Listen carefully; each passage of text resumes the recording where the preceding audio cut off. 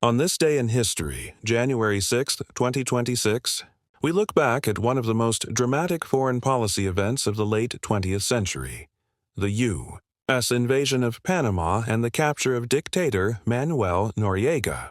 The operation began in the early morning hours of December 20, 1989, when more than 24,000 U.S. troops launched a full-scale invasion of Panama. This mission, known as Operation Just Cause, had several stated goals: to safeguard American citizens in Panama, defend democratic processes, combat drug trafficking, and protect the integrity of the Panama Canal. Manuel Noriega was a highly controversial figure. For years, he had been a paid informant for the U.S. Central Intelligence Agency, providing intelligence during the Cold War, but by the late 1980s, it became clear that Noriega was deeply involved in drug trafficking, money laundering, and corruption, even as he used his power in Panama to crush political opposition.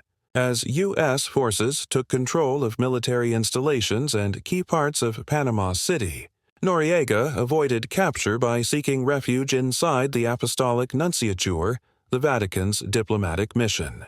Rather than storm the embassy, U.S. forces surrounded the building and used a psychological tactic. That became legendary. They blasted loud rock music day and night outside Noriega's hideout. After days of pressure, Noriega ultimately surrendered on January 3, 1990, to agents from the U.S. Drug Enforcement Administration. He was flown to Miami, where he would face trial on charges including drug trafficking, racketeering, and money laundering. Once seen as a useful Cold War ally, Noriega's fall marked a dramatic reversal.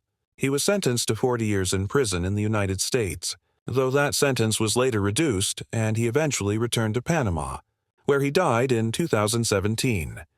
The U.S. invasion of Panama remains controversial, a complex chapter in U.S. Latin American history. It showcased not only the lengths a government may go to protect its interests, but also the challenges that come with foreign intervention and the fight against international crime.